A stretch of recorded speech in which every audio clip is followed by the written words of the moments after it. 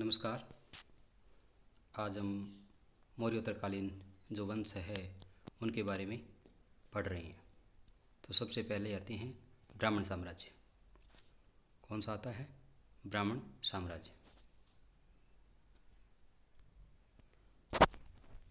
ब्राह्मण साम्राज्य के बारे में चर्चा करते हैं और उसमें पहला आता है वंश शुंग वंश। कौन सा वंश आता है?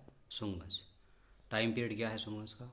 185 BC से 73 BC, यानी ब्राह्मण वंश में शुंग वंश में जो शासन काल है वो 185 ईसा पूर्व से लेकर के 73 ईसा पूर्व तक किया था।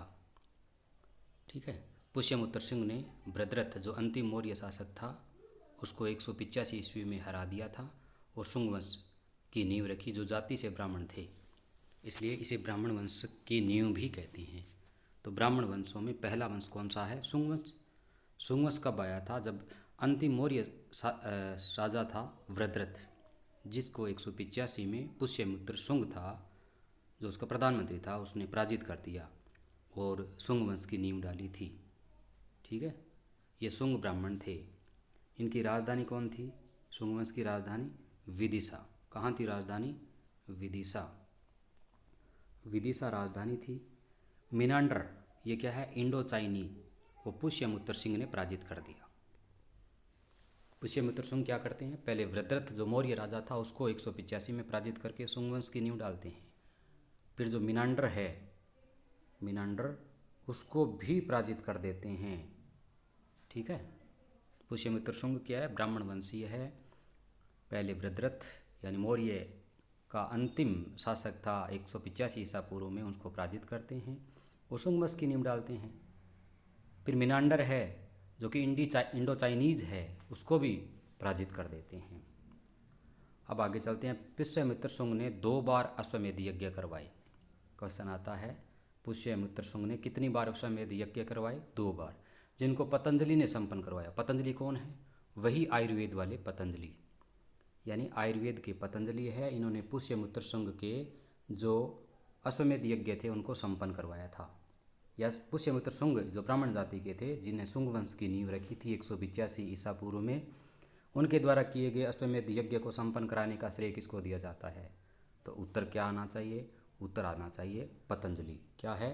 पतंजलि। ठीक।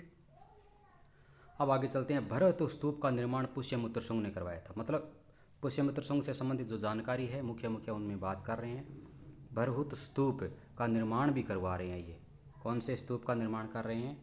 भरहुत स्तूप। भरहुत स्तूप का निर्माण पुष्यमित्र शुंग करवा रहे हैं। अंतिम शासक किस शुंग वंश का कौन था? देवभूति। शुंग वंश का अंतिम शासक कौन है? देवभूति है। देवभूति को वासुदेव ने पराजित कर दिया था, हत्या कर दी थी उसकी 73 ईसा पूर्व में। इसका मतलब 73 ईसा पूर्व में शुंग वंश समाप्त हो गया था और एक नए वंश यानी जिसको कर्ण वंश कहते हैं वो प्रचलित हो गया था। तो शुंग वंश के बारे में जो मुख्य फैक्ट्स है वो इस प्रकार हैं। शुंग वंश का शासनकाल है वो 185 ईसा पूर्व से 73 ईसा पूर्व। संस्थापक माने जाते हैं पुष्यमित्र शुंग। पुष्यमित्र शुंग ने अंतिम मौर्य राजा जो भद्रथ है उसको 185 ईसा पूर्व में पराजित करके शुंग वंश की नींव डाली थी, जो ब्राह्मण जाति से थे। उन्होंने अपनी राजधानी बनाई थी विदिशा को। उसके पश्चात उन्होंने मिनांडर उसको पराजित किया था। 2 बार अश्वमेध यज्ञ करवाई, जिनको संपन्न कराने का श्रेय पतंजलि को है, जो कि आयुर्वेदज्ञ थे। भरहुत स्तूप का निर्माण भी पुष्यमित्र शुंग ने करवाया। क्वेश्चन आता है भरहुत स्तूप का संबंध किससे हैं? तो पुष्यमित्र शुंग से हैं। किस वंश से हैं? शुंग वंश से, यानी ब्राह्मण जाति से। अंतिम जो शुंग वंश का शासक था वो है देवभूति, जिसको 73 ईसा पूर्व में वासुदेव ने हत्या करके नए वंश यानी कर्ण वंश की स्थापना कर दी थी। यानी प्रथम शासक शुंग वंश का पुष्यमित्र शुंग, अंतिम शासक पुष्यमित्र शुंग का देवभूति 73 ईसा पूर्व में। अगला वंश आता है, कौन सा वंश है? अगला वंश है कर्ण वंश। कौन सा वंश है? कर्ण वंश, जो 73 ईसा पूर्व से लेकर के 60 ईसा पूर्व तक, कुल 13 वर्ष तक चलता है ये। संस्थापक वासुदेव और अंतिम जो शासक है वो सुशर्मा। ठीक है। अंतिम शासक कौन है इसका? सुशर्मा। सुशर्मा कर्ण वंश का अंतिम शासक माना जाता है। बस को ज़्यादा फैक्ट है नहीं, क्योंकि 73 ईसा पूर्व से 60 ईसा पूर्व तक कुल 13 वर्ष तक शासक शासन रहता है। संस्थापक वासुदेव है जो 73 ईसा पूर्व में स्थापना करते हैं, और अंतिम शासक सुशर्मा है। ठीक है, अब आगे चलते हैं। सातवाहन वंश, कौन सा वंश आता? तीसरा वंश। ब्राह्मण वंशों की बात कर रहे हैं तो तीसरा वंश आता है सातवाहन वंश, जो कि 60 ईसा पूर्व के पश्चात शासन करता है। ये क्या है? इसमें संस्थापक माने जाते हैं सिमुख। कौन है संस्थापक? सिमुख, जो 60 ईसा पूर्व में सातवाहन वंश की स्थापना करते हैं। ठीक। राजधानी प्रतिष्ठान, जो औरंगाबाद महाराष्ट्र वर्तमान का है, वो प्रतिष्ठान उस समय राजधानी थी सातवाहनों की, जो गोदावरी नदी के किनारे स्थित था। अभी जो औरंगाबाद है उसमें प्रतिष्ठान था महाराष्ट्र वर्तमान में, और संस्थापक सिमुख को माना जाता है सातवाहन वंश के। ठीक है, अब सातवाहन वंश है वो कहते हैं स्त्री प्रधान यानी मातृशतात्मक था। वो उनके नाम के आधार पर जानकारी प्रदान करते हैं। तो प्रमुख शासक कौन कौन से हैं सातवाहन वंशों के, उनके बारे में बात कर रहे हैं। प्रमुख शासक तो पहला सिमुख आ गया, दूसरा सातकर्णी, फिर आगे गौतमी पुत्र सातकर्णी, वशिष्ठी पुत्र पुलवामी यज्ञश्री सातकर्णी। इसका मतलब क्या हुआ? ये स्त्री प्रधान होने के कारण उनके नाम के पहले माता का नाम लिखा जाता था, गौतमी पुत्र, इस टाइप से। ठीक है, सातवाहन वंशों की ये प्रमुख विशेषता थी। सातकर्णी ने 2 अश्वमेध यज्ञ किए, एक राजसूय यज्ञ किया। ठीक है, सातकर्णी ने क्या किया? 2 अश्वमेध यज्ञ संपन्न कराए, और इसके साथ साथ एक राजसूय यज्ञ का भी समापन करवाया था। ठीक है, सातकर्णी 2 अश्वमेध यज्ञ और एक राजसूय यज्ञ करवाने का श्रेय दिया जाता है सातकर्णी को।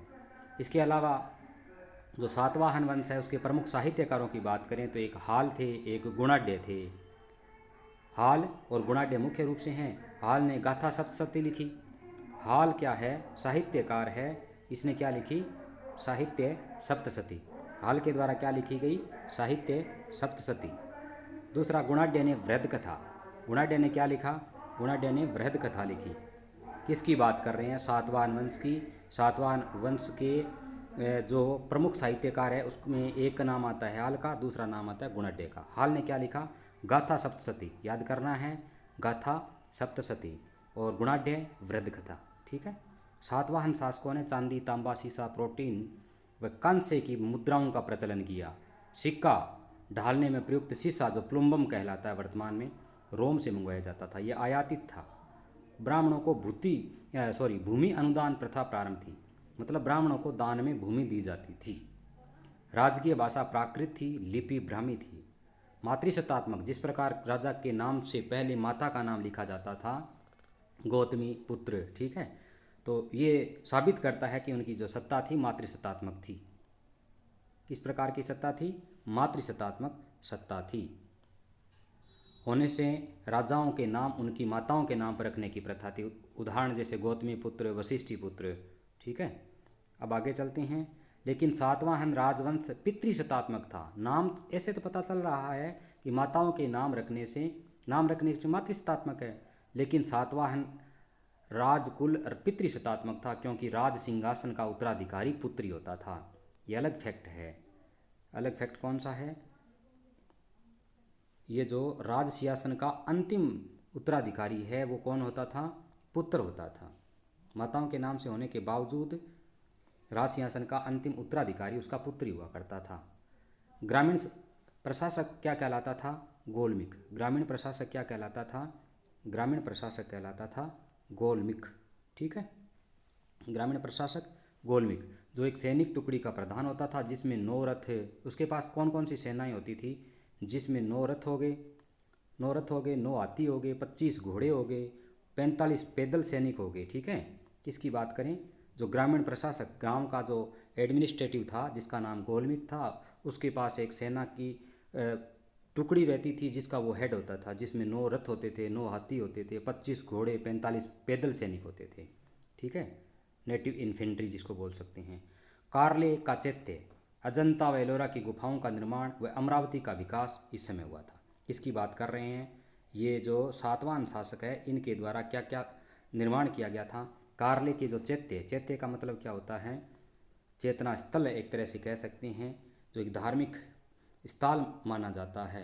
तो कारले का चैत्य जो बौद्ध धर्म से संबंधित है। अजंता और एलोरा की गुफाएं हैं, उनका निर्माण कराया। अमरावती कला का विकास हुआ था। ठीक है। सातकर्णी व अन्य सातवाहन शासक दक्षिणापथ के स्वामी कहलाए। जो उत्तरापथ दक्षिणापथ की बात करें, जो भारत के 7 राजा मुख्य रूप से क्षेत्र थे, उसमें दक्षिणापथ भी एक क्षेत्र माना जाता है, जो अपने मौर्य काल में बढ़ चुके हैं। तो सातकर्णी व अन्य सभी सातवाहन शासक दक्षिणापथ के स्वामी कहलाए थे। सातवाहन राज्य ने उत्तर व दक्षिणी भारत के बीच सेतु का काम किया, यानी उत्तर भारत का राज्य अलग था, दक्षिणी भारत का अलग था, और उनके बीच में सेतु यानी जंक्शन पॉइंट के रूप में कार्य करते थे सातवाहन शासक। ठीक है। तो सातवाहन शासक उत्तर व दक्षिणी भारत के बीच में जंक्शन पॉइंट के रूप में कार्य कर रहे थे। ठीक है। अब मुख्य रूप से वापस इसकी रिपीट करें सातवाहन वंशों को, तो 60 ईसा पूर्व से शुरू हुआ था। 60 ईसा पूर्व में क्या हुआ, सुशर्मा जो अंतिम शासक था उसकी भी हत्या हो गई थी और सिमुक शासक बन गया था 60 ईसा पूर्व में, और सातवाहन वंश की नींव रखी। उन्होंने राजधानी प्रतिष्ठान यानी औरंगाबाद महाराष्ट्र जो गोदावरी नदी के किनारे था वहाँ स्थापित किया। इसके प्रमुख शासकों की बात करें तो सिमुक था, सातकर्णी, गौतमी पुत्र सातकर्णी, वशिष्ठी पुत्र पुलवामी, यज्ञश्री सातकर्णी थे। सातकर्णी ने 2 अश्वमेघ यज्ञ और 1 राजसूय यज्ञ का संपादन किया।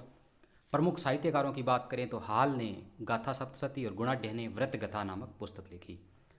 सातवाहन शासकों ने चांदी, तांबा, सीसा, प्रोटीन, कांसे की मुद्राओं का प्रचलन किया। सिक्का ढालने में प्रयुक्त जो सीसा है, प्लुम्बम है, उसको रोम से मंगाया जाता था। ब्राह्मणों को भूमि अनुदान यानी दान देने की प्रथा प्रचलित थी। लिखने की जो भाषा थी वो प्राकृत थी और लिपि ब्राह्मी थी। मातृशतात्मक परंपरा ये बताती हैं कि उनके नाम हैं वो माता के नाम से होते थे, लेकिन अंतिम रूप से जो सत्ता है वो पितृशतात्मक ही थी, क्योंकि राज सिंहासन का अंतिम जो उत्तराधिकारी है वह पुत्र ही होता था। गांव का जो प्रशासक है, एडमिनिस्ट्रेटिव जिसके पास था एडमिनिस्ट्रेशन, वो गोलमिक कहलाता था, और उसके पास एक सैनिक टुकड़ी थी जिसमें कौन कौन थे सैनिक टुकड़ी में, 9 रथ थे, 9 हाथी थे, 25 घोड़े थे, 45 पैदल सैनिक होते थे। अब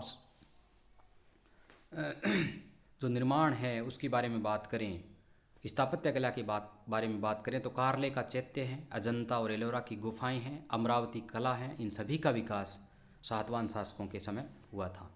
सातकर्णी और अन्य सातवाहन शासक दक्षिणापथ के स्वामी कहलाए, क्योंकि मौर्य काल में हमने पढ़ चुका है उत्तरापथ, दक्षिणापथ और आदि के बारे में, कलिंग वगैरह में। ठीक है। तो अभी जो दक्षिणापथ की बात कर रहे हैं वही दक्षिणापथ है, उसके स्वामी कहलाए सातकर्णी और अन्य सभी सातवाहन शासक। सातवाहन राज्य ने उत्तर व दक्षिण भारत के बीच सेतु का काम किया। अब बात आती है भारत के यवन राज्य। यवन राज्य कौन कौन से हैं? यवन राज्य कौन कौन से हैं? बात कर रहे हैं भारत के यवन राज्य। क्या हुआ, भारत पर आक्रमण करने वाले विदेशी आक्रमणकारियों का जो क्रम है वो याद रखना है, कई बार क्वेश्चन आता है। भारत पर आक्रमण करने वाले विदेशी आक्रांताओं का जो क्रम है वो इस प्रकार है, देख लीजिए। पहले हिंद यूनानी, उसके पश्चात शक, फिर पल्लव और कुषाण। याद करो, पहले भारत में आक्रमण करने वाले सबसे पहले हिंद यूनानी थे, दूसरे शक थे, पहले कौन है? हिंद यूनानी।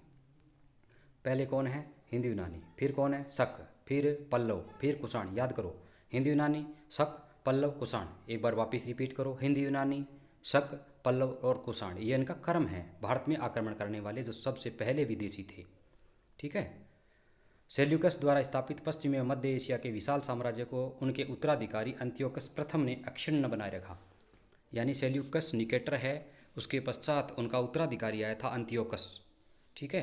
बाद में वो अपने राजदूत भेजते हैं भारत में भी, उनके बारे में अपने पहले पढ़ चुके हैं, भारत का जो प्रारंभिक इतिहास है उसके बारे में। तो सेल्यूकस द्वारा स्थापित पश्चिम और मध्य एशिया का जो विशाल साम्राज्य था उसके उत्तराधिकारी अंत्योकस जो प्रथम था उसने लगातार बनाए रखा। अंत्योकस सेकंड के समय अनेक प्रांत स्वतंत्र हो गए थे। इसका मतलब क्या हुआ, जो केंद्रीय सत्ता है वो कुछ अपनी जो शक्ति है उसको क्षीण होने के कारण जो स्वतंत्र राज्य है वो अस्तित्व में आ गए थे। बैक्ट्रिया के विद्रोह का नेतृत्व डियोडोटस फेस्ट ने किया। बैक्ट्रिया जो विद्रोह हुआ था, बैक्ट्रिया विद्रोह, उसका नेतृत्व किसने किया था? लिखो, बैक्ट्रिया के विद्रोह का नेतृत्व डियोडोटस फेस्ट ने किया। उसके पश्चात Diodotus second, Euthydemus, Demetrius, Menander, Eucratides, Antialcidas और हार्मिक्स ने शासन किया। ठीक है। बैक्ट्रिया के विद्रोह के पश्चात कौन कौन से शासक थे उसके बारे में बात करें तो एक बार इसको स्क्रीनशॉट के माध्यम से देख सकते हैं। पहले डियोडोटस फर्स्ट जो बैक्ट्रिया के विद्रोह का नेतृत्व करता है, फिर डियोडोटस सेकंड, फिर Euthydemus, Demetrius, Menander, Eucratides, Antialcidas तथा हार्मिक्स। याद करने लगातार, ठीक है। अब आता है भारत पर सर्वप्रथम आक्रमण बैक्ट्रिया के शासक है डेमेट्रियस ने 1990 ईसा पूर्व में कर अफगानिस्तान, पंजाब व सिंध के बड़े भाग पर अधिकार कर लिया था। भारत पर जो यवन आक्रांता है उनके बारे में बात कर रहे हैं। बैक्ट्रिया के जो विद्रोह का नेतृत्व, बैक्ट्रिया विद्रोह है ना, उसको डियोडोटस किया था। भारत कर सर्वप्रथम आक्रमण बैक्ट्रिया के शासक है डेमेट्रियस। भारत पर आक्रमण कर रहे हैं डेमेट्रियस। कब कर रहे हैं? 190 ईस्वी में। अफगानिस्तान जो उस समय अखंड भारत का अंग था, पंजाब और सिंध का बड़े भाग पर अधिकार कर लिया। किसने किया? डेमेट्रियस ने। तथा साक्कल को अपनी राजधानी बनाया था। राजधानी कौन किसको बनाया था?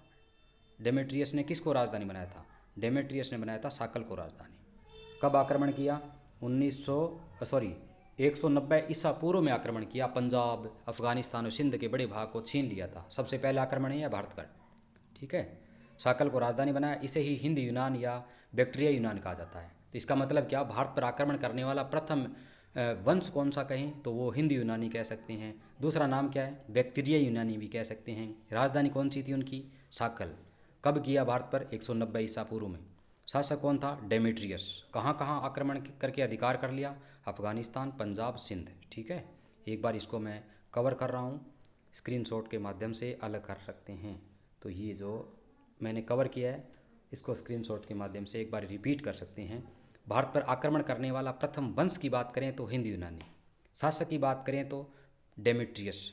कहाँ का शासक था? बैक्ट्रिया का। कब किया? 190 ईसा पूर्व में। कौन से क्षेत्र चीने भारत के? अफगानिस्तान, पंजाब और सिंध। उस समय अखंड भारत के अभिन्न अंग थे। और राजधानी किसको बनाया? साक्कल को। और यही हिंद यूनानी, बैक्ट्रिया यूनानी भी कहलाए, ठीक है। अब हिंद यूनानी शासकों में सर्वाधिक प्रसिद्ध था मिनांडर। हिंद यूनानी जो शासक था उसमें सर्वाधिक प्रसिद्ध शासक कौन सा था? वो मिनांडर था। मिनांडर का टाइम पीरियड कब है? मिनांडर का जो टाइम पीरियड है 165 ईसा पूर्व से 145 ईसा पूर्व है। इसकी राजधानी साक्कल थी। साक्कल का मतलब क्या हुआ? वर्तमान जो सियालकोट अभी पाकिस्तान में है वो शिक्षा का प्रमुख केंद्र था। साक्कल वही है जो वर्तमान जो सियालकोट है। अभी थोड़े दिन पहले ही चर्चा में रहा था सियालकोट। तो सियालकोट उस समय क्या कहलाता था? साक्कल। आ सकता है साक्कल किसका नाम है? सियालकोट। कहाँ पे है? वर्तमान पाकिस्तान में। भारत पर आक्रमण करने वाले जो प्रथम हिंद यूनानी थे, डेमेट्रियस फर्स्ट की बात कर रहे हैं। तो उसके पश्चात उसी का जो उत्तराधिकारी था मिनांडर, जिसने 165 ईसा पूर्व से 145 ईसा पूर्व तक शासन किया। और इसने भी राजधानी साक्कल को ही बनाए रखा, जो वर्तमान में क्या कहलाती हैं? सियालकोट कहलाती हैं। मिनांडर ने नागसेन, ये बहुत इम्पोर्टेंट है, मिनांडर वही मिनांडर है जो बौद्ध धर्म के साथ भी कुछ संबंध रखता है। मिनांडर ने नागसेन, जो नागार्जुन नाम से भी प्रसिद्ध थे, से बौद्ध धर्म की दीक्षा ली। इसका मतलब क्या हुआ? मिनांडर ने किस धर्म को अपनाया? बौद्ध धर्म को। और उसके गुरु कौन थे? नागसेन। दूसरा नाम क्या था नागसेन का? नागार्जुन।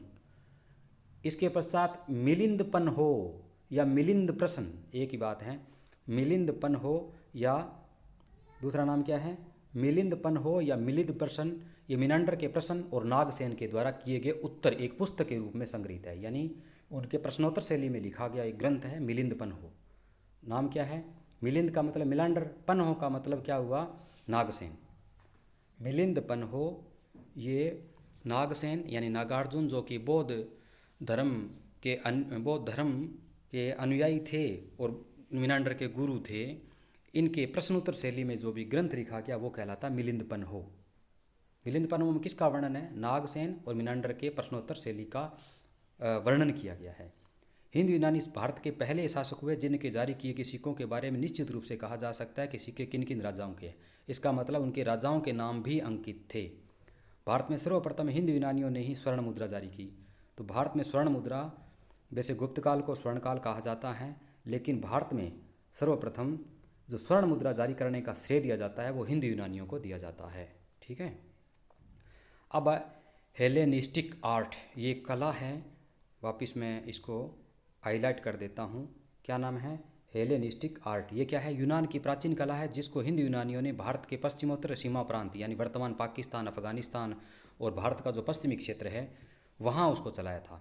भारत में गांधार कला इसका उत्तम उदाहरण है। हेलेनिस्टिक आर्ट किस कला का, ये पूछा जा सकता है, किसके द्वारा विकसित की गई थी? हिंद यूनानियों के द्वारा। कहाँ की गई थी? पश्चिमोत्तर भारत में। और भारत में प्रमुख कला का केंद्र कौन सा था? तो वो केंद्र आता है गांधार। ठीक है, किसके द्वारा? हिंद यूनानियों के द्वारा पश्चिमोत्तर सीमा प्रांत में की गई थी। इसका उत्तम उदाहरण है गांधार कला। यूनानियों ने पर्दे का प्रचलन प्रारंभ कर भारतीय नाट्य कला के विकास में योगदान दिया। क्वेश्चन आता है, जो पर्दे की परंपरा चल रही है उसका विकास सबसे पहले किसने किया था? यवनिका जिसको बोलते हैं। पर्दे का दूसरा नाम क्या होता है? यवनिका। यवनिका पर्दे को भी कहते हैं। यानी पर्दे का आविष्कार सबसे पहले किसने किया? यूनानियों ने किया। इससे नाट्य कला, जो नाटक चलते हैं, उस कला में विकास में बहुत योगदान दिया पर्दे ने। क्योंकि पर्दा यूनानियों की देन था इसलिए ये यवनिका के नाम से जाना जाता है। यवन, यवन का मतलब यूनानी। ठीक है, इसीलिए पर्दे को यवनिका ही आज भी कहा जाता है शुद्ध हिंदी में। तो ये कौन सा था? यमन साम्राज्य की बात कर रहे हैं, यूनान साम्राज्य की बात कर रहे हैं जो भारत में आक्रमण किया। हेलेनिस्टिक कला के बारे में बात की। अब बात करते हैं शक साम्राज्य की। किसकी बात कर रहे हैं? शक साम्राज्य की। शकों ने भी भारत पर खूब आक्रमण किया। यूनानियों के बाद शक आए। शकों की 5 शाखाएं थी। हर शाखा की राजधानी भारत और अफगानिस्तान में अलग अलग भागों में हुआ करती थी। ठीक है, किस शाखा की कौन सी राजधानी थी वो अलग अलग हैं, इसके बारे में अभी चर्चा कर रहे हैं। ठीक है, तो ये लो जी, पहली शाखा ने अफगानिस्तान में प्रभुत्व स्थापित कर लिया था। पहली शाखा कहाँ थी? अफगानिस्तान। पहली शाखा कहाँ थी? अफगानिस्तान में। ठीक है, उसके पश्चात दूसरी शाखा कहाँ पे है? दूसरी शाखा कहाँ पे है? पंजाब, जिसकी राजधानी क्या थी? तक्षशिला। ठीक है, तीसरी शाखा मथुरा। तीसरी शाखा कहाँ पे है? मथुरा में। ठीक, चौथी शाखा कहाँ पे है? चौथी शाखा पश्चिमी भारत में। फिर अगली जो शाखा है वो कहाँ पे है? वो है 5वीं शाखा उत्तरी दक्कन में, ऊपरी जो दक्कन है।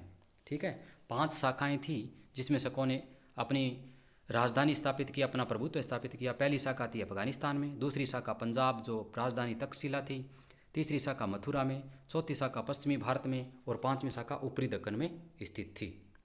मोए प्रथम शक राजा था। क्वेश्चन आता है, प्रथम शक राजा का नाम क्या था? मोए। थोड़ा बोलने में अजीब ज़रूर है लेकिन नाम याद रखना पड़ेगा। मोए प्रथम शक शासक था। शक मूलतः मध्य एशिया के निवासी थे और चारागाह की खोज में भारत आए थे। उनके पशु चारण का मुख्य कार्य था। मध्य एशिया से भारत की तरफ आए थे क्योंकि भारत का जो क्षेत्र है घास भूमि के लिए प्रसिद्ध था और यहाँ कुछ गर्मी होने के कारण ये लोग अपने पशुओं को चराने के उद्देश्य से भारत की तरफ अग्रसर हो गए थे। 58 ईसा पूर्व में उज्जैन के एक राजा ने शकों को पराजित करके बाहर खदेड़ दिया था। उज्जैन के राजा और विक्रमादित्य की उपाधि धारण की। यानी विक्रमादित्य के नाम से प्रसिद्ध एक शासक हैं जिन्होंने इन शकों को पराजित कर दिया था। कब की बात कर रहे हैं? 58 ईसा पूर्व में। ठीक है, तथा विजय के उपलक्ष्य में एक नया संवत विक्रमी संवत प्रारंभ किया। ये वही विक्रमी संवत है जो आज भी प्रचलित है और उस समय से विक्रमादित्य एक लोकप्रिय उपाधि बन गया था। कब बना? जब 58 ईसा पूर्व में एक शासक हैं जिनका नाम स्पष्ट रूप से पता नहीं है लेकिन उन्होंने उपाधि धारण की थी विक्रमादित्य की और उसके पश्चात विक्रमादित्य एक उपाधि बन करके भारत में प्रसिद्ध हो गया था। कब की बात है? 58 ईसा पूर्व में। तो 58 ईसा पूर्व में विक्रमी संवत की शुरुआत हुई। शासक कहाँ का था? उज्जैन का। कहाँ राजा था? उसने शकों को पराजित कर दिया। शासक उज्जैन का है। जो शक प्रसिद्ध थे, भारत की तरफ अपने पैर पसार रहे थे, उनको पराजित कर दिया था उज्जैन ने, उज्जैन के एक शासक ने, और विक्रमादित्य की उपाधि धारण की। इसने विजय के उपलक्ष्य में एक संवत चलाया। वो संवत क्या कहलाया? विक्रमी संवत कहलाया। वो संवत क्या कहलाया? वो विक्रमी संवत कहलाया। कहाँ का था? उज्जैन का। ठीक है, शासक ने उपाधि कौन सी धारण की? विक्रमादित्य की। कब की बात कर रहे हैं? कब की बात कर रहे हैं? ये बात है 58 ईसा पूर्व की। कब की? 58 ईसा पूर्व की। कौन कौन से व्यक्ति है? उज्जैन का शासक 58 ईसा पूर्व में शकों को पराजित किया। किसको पराजित किया? शकों को पराजित किया।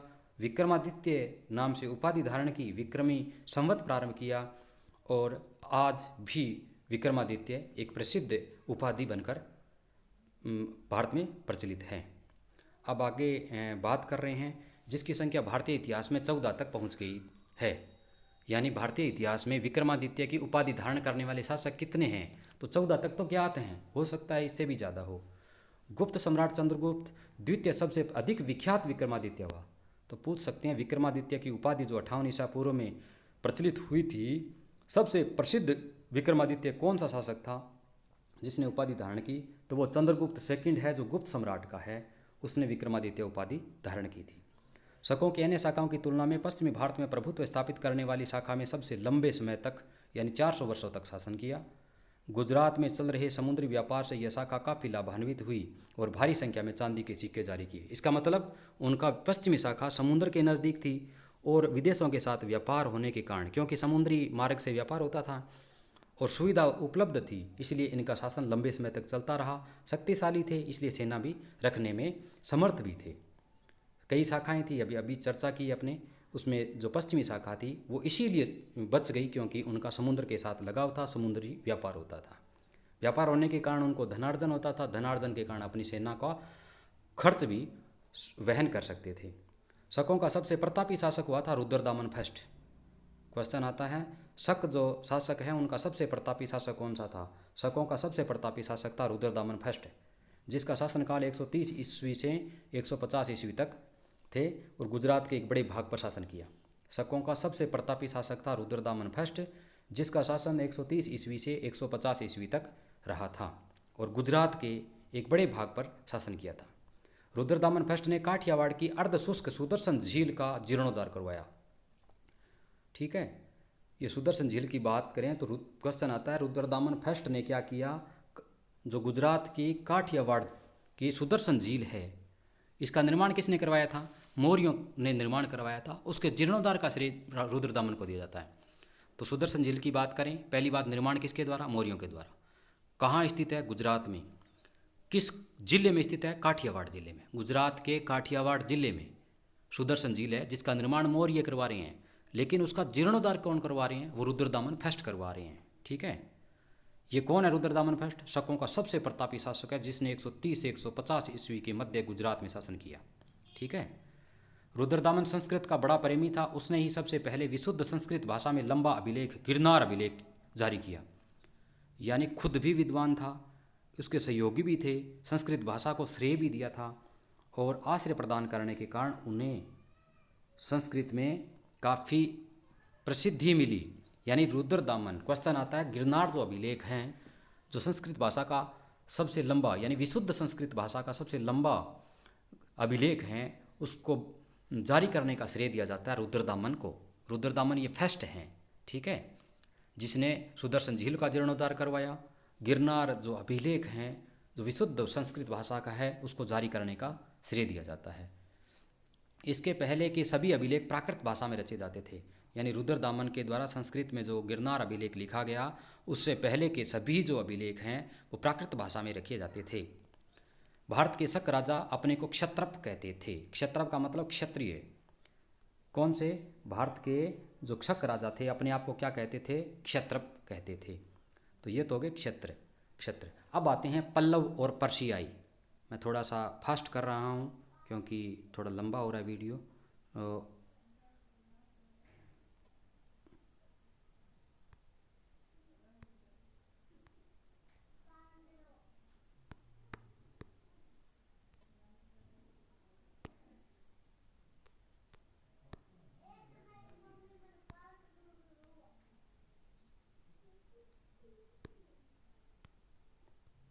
सॉरी डिस्टर्ब के लिए।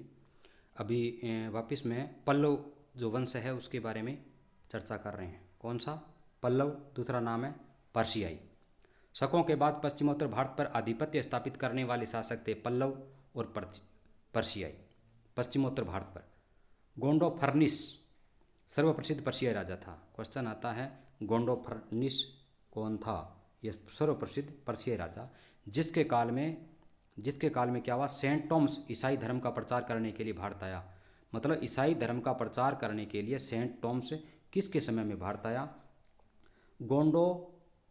गोंडोफर्निस सर्वप्रथम पर्शिया राजा था जिसके काल में सेंट टॉमस ईसाई धर्म का प्रचार करने के लिए भारत में आए थे। पर्शियाई या पल्लव लोगों का मूल स्थान ईरान था। पर्शिया ईरान को भी कहते हैं। तो जो पर्शियाई या पल्लव जो लोग हैं इनका मूल स्थान ईरान यानी मध्य एशिया भी कह सकते हैं। पल्लव या पर्शियाई की बात करें तो शक के पश्चात पश्चिमोत्तर भारत पर आधिपत्य किया पल्लवों ने। पल्लवों में सर्वप्रसिद्ध जो राजा है उसका नाम आ रहा है, कौन सा राजा आ रहा है उसमें प्रसिद्ध राजा का नाम आ रहा है गोंडो फर्निस। कौन सा नाम आ रहा है? गोंडो फर्निस। ये क्या करते हैं? इसके समय सेंट टॉमस, इनके समय में सेंट टॉमस है वो ईसाई धर्म का प्रचार करने के लिए भारत में आए। इन पर्शियाई या पल्लव लोगों का मूल स्थान ईरान यानी मध्य एशिया था। अब बात करें कुषाण यानी युच्ची या तोखरी। किसकी बात कर रहे हैं? कुषाण, जिसमें एक नाम आता है युच्ची, दूसरे का नाम आता है तोखरी। युच्ची नामक एक कबीला 5 कुलों में बंट गया था। उन्हीं में से एक कुल के थे कुषाण। युच्ची एक कबीला, एक युच्ची क्या है? युच्ची एक कबीला है जो 5 कुलों में बंट गया। पहले एक कबीला युच्ची, कुल बंटे 5, ठीक है। और उन कुलों में से एक का नाम क्या आता है? उन कुलों में एक का नाम है कुषाण। कुषाण एक कुल है। युच्ची या तोखरी नाम का एक कबीला है। युच्ची भी कहते हैं, तोखरी भी कहते हैं। वो कबीला 5 भागों में बंटा, उसमें एक भाग है कुषाण, ठीक है। संस्थापक कौन है कुषाण वंश का? क्वेश्चन आता है कुषाण वंश का संस्थापक कौन है? तो कुजुल कडफिसस। क्या नाम है? कुजुल कडफिसस कुषाण वंश का संस्थापक माना जाता है। अब आता है सर्वप्रसिद्ध कनिष्क।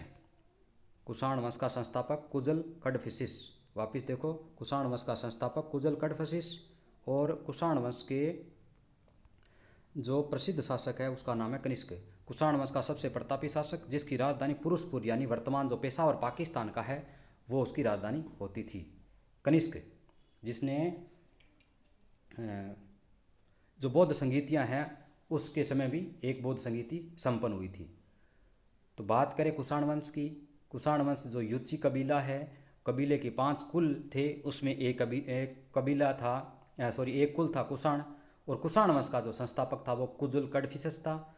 कनिष्क प्रसिद्ध कुषाण वंश का प्रतापी शासक था जिसने राजधानी स्थापित की पुरुष पर, जो पेशावर वर्तमान में पाकिस्तान में स्थित है।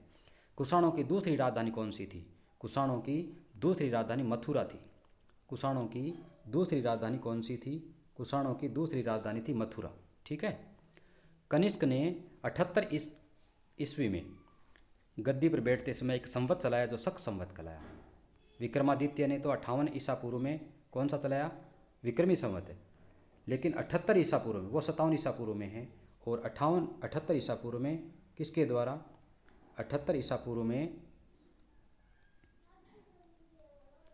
78 ईस्वी में कनिष्क ने एक संवत चलाया, वो शक संवत कहलाया। इसको भारत सरकार द्वारा काम में लाया जाता है। शक संवत जो वर्तमान में भारत सरकार काम ला रही है। चतुर्थ जो बौद्ध संगीति कनिष्क के शासनकाल में कुंडलवन कश्मीर में संपन्न हुई थी जिसकी अध्यक्षता वसुमित्र के द्वारा की गई थी। तो उस समय शासक कौन थे? कनिष्क थे। चतुर्थ बौद्ध संगीति के समय शासक कौन थे? कनिष्क। कनिष्क कुषाण शासक। प्रथम जो शासक थे यानी इसके संस्थापक थे कुजुल कडफिसस। प्रसिद्ध शासक कुषाण वंश का कौन? कनिष्क। राजधानी पुरुषपुर यानी पेशावर, दूसरी राजधानी मथुरा थी। 78 ईस्वी में, ये ईसा के बाद की बात है, वहाँ शक संवत चलाया और चतुर्थ बौद्ध संगीति में इन्होंने कुंडलवन कश्मीर में संपन्न करवाई और वसुमित्र ने जिसकी अध्यक्षता की। कनिष्क बौद्ध धर्म के महायान संप्रदाय का अनुयायी था। कनिष्क बौद्ध धर्म का अनुयायी था। कौन सी ब्रांच का? तो वो है महायान, ठीक है। आरंभिक कुषाण शासकों ने भारी मात्रा में सोने की मुद्राएं चलाई की जिनकी शुद्धता गुप्त काल की स्वर्ण मुद्राओं से उत्कृष्ट थी। इसका मतलब कुषाण शासकों की जो मुद्राएं थी वो गुप्त काल की स्वर्ण मुद्राओं से भी उत्कृष्ट श्रेणी की थी। कनिष्क का राजवेद्य चरक था। ये चरक कौन है? जिसने चरक संहिता लिखी। आयुर्वेद के प्रसिद्ध वैद्य थे जिसने चरक संहिता की रचना की। चरक संहिता का मतलब क्या हुआ? स्वास्थ्य से संबंधित है, जिसकी उक्ति मैं बोल करके बता रहा हूँ। समदोष है समाग्निश्च समधातु मलक्रिय प्रश्नात्मेंद्रिय मना स्वस्थित्य विधीयते। यानी दोष, धातु, मल, मूत्र ये सभी अगर समान मात्रा में है तो व्यक्ति स्वस्थ होता है। ये चरक संहिता में बताई गई है। इसके अलावा एक और कोटेशन है जिसको मैं अक्षर से बोलता हूँ। वो कहते हैं स्वस्थस्य स्वास्थ्य रक्षणम आतुरस्य विकार प्रशमनम से। यानी स्वस्थ व्यक्ति है वह स्वस्थ रह सकता है जब तक कि अपने स्वास्थ्य को नियमित रूप से बनाए रखे जा सके। और अगर बीमार हो गया तो उसकी चिकित्सा की जानी चाहिए। यानी आयुर्वेद क्या कहता है, कोई स्वस्थ व्यक्ति है वह बीमार हो ही नहीं, स्वस्थस्य स्वास्थ्य रक्षणम, उसके स्वास्थ्य को रक्षा की जाए तो बीमार होगा ही नहीं। दूसरी बात, अगर बीमार हो भी गया है तो आयुर्वेद के माध्यम से उसका इलाज संभव है। ठीक है, जिसमें शोधन और समन दो चिकित्साएं होती हैं। शोधन का मतलब जो पंचकर्म है यानी दोष है उनको बाहर निकाल करके, और समन का मतलब दवाई के माध्यम से दोषों को वहीं समाप्त कर दिया जाता है। तो ये चरक संहिता में मुख्य रूप से बताया गया है। अब आता है महाविभास सूत्र। उसके रचनाकार है वसुमित्र, जिसको बौद्ध धर्म का विश्वकोश कहा जाता है। बहुत इंपॉर्टेंट चीज़ है, बौद्ध धर्म का विश्वकोश कौन है? महाविभास सूत्र। वसुमित्र इसके रचनाकार है। बौद्ध धर्म का विश्वकोश इसलिए इंपॉर्टेंट है, बौद्ध धर्म का विश्वकोश किसको कहते हैं? महाविभास को। लेखक कौन है? वसुमित्र। क्या कहते हैं? बौद्ध धर्म का विश्वकोश। एक बार रिपीट करो, बौद्ध धर्म का विश्वकोश किसको कहते हैं? महाविभास सूत्र। किसके लेखक? इसके लेखक कौन? वसुमित्र। कनिष्क के राजकवि अश्वघोष ने बौद्धों के रामायण बुद्ध चरित्र की रचना की। सारे इंपॉर्टेंट फैक्ट हैं। बुद्ध की रामायण क्या कहते हैं? बुद्ध चरित्र, जिसके बौद्धों के रामायण कहते हैं। अश्वघोष, वापिस देखो, अश्वघोष कनिष्क के राजकवि थे अश्वघोष, उसने बौद्धों के रामायण बुद्ध चरित्र की रचना की। पहला क्वेश्चन, बौद्धों के रामायण कौन सा ग्रंथ है? बुद्ध चरित्र। राजकवि कौन है? अश्वघोष। किस समय? कनिष्क के समय। ठीक है, बौद्धों की रामायण बुद्ध चरित्र। वसुमित्र पार्श्व नागार्जुन महाचेत और संगरक्ष कनिष्क के दरबार की विभूति थे। कनिष्क के दरबार में कौन कौन से विद्वान थे? तो वसुमित्र थे, पार्श्व थे, नागार्जुन थे, महाचेत, संगरक्ष, ये आदि प्रसिद्ध विभूतियाँ थे। अब आते हैं नागार्जुन, भारत का आइंस्टीन भी कहते हैं कि पुस्तक माध्यमिक सूत्र। इस पुस्तक में सापेक्षता का जो सिद्धांत है, अभी जो विज्ञान पढ़ते हैं, गणित जब पढ़ते हैं तो उसमें एक सिद्धांत आता है सापेक्षता का सिद्धांत, उसमें नागार्जुन ने दे दिया था। उसके पश्चात आइंस्टीन ने भी उसी के आधार पर बताया था सापेक्षता के सिद्धांत को, जो माध्यमिक सूत्र है। उससे पहले भारत का जो नागार्जुन है वो बता चुके थे। ठीक है, कनिष्क की मृत्यु 102 ईस्वी में हो गई। कुषाण वंश का अंतिम राजा था वासुदेव। कुषाण वंश का अंतिम राजा वासुदेव। फैक्ट है, कुषाण वंश का अंतिम राजा वासुदेव। हाँ, कुषाण राजा देवपुत्र कहलाते थे। यह उपाधि कुषाणों के चीनियों से ली। गांधार शैली व मथुरा शैली का विकास कनिष्क के शासनकाल में हुआ। रेशम मार्ग पर नियंत्रण रखने वाले शासकों में सबसे प्रसिद्ध कुषाण थे। कुषाण साम्राज्य में मार्गों पर सुरक्षा का प्रबंध था। रेशम बनाने की तकनीक का आविष्कार सबसे पहले चीन में हुआ। ठीक है, ये कुषाण वंश से संबंधित है। कुषाण वंश का अंतिम राजा वासुदेव, कुषाण राजा देवपुत्र कहलाते थे, और यह उपाधि कुषाण ने चीनियों से ले ली थी। गांधार शैली और मथुरा शैली का विकास कनिष्क के शासनकाल में हुआ। रेशम मार्ग पर नियंत्रण रखने वाले शासकों में सबसे प्रसिद्ध कुषाण थे। कुषाण साम्राज्य में मार्गों पर सुरक्षा का प्रबंध था। रेशम बनाने की जो कला है वो सबसे पहले चीन में आविष्कार हुआ। ठीक है, तो आज हमने क्या पढ़ा? ब्राह्मण वंश के बारे में पढ़ा, जिसमें शुंग वंश, शुंग के पश्चात कर्ण, कर्ण के पश्चात सातवाहन, सातवाहन के पश्चात भारत के यवन राज्य, और यवन के पश्चात हमने पढ़ा शक संवत, शक शासक। ठीक है, शकों के पश्चात पल्लव और पार्थियाई, फिर कुषाण, युची और तोखरी। ठीक है, तो ये वीडियो लगभग सभी को अच्छा लगा होगा। आप सभी का सहयोग इसी तरह बना रहे, मैं यही आशा करता हूँ कि आप लगातार इसमें सहयोग देते रहें, तो ये परंपरा लगातार बनी रहेगी। आप सभी का इस वीडियो में अंत तक बने रहने के लिए धन्यवाद। Thank you.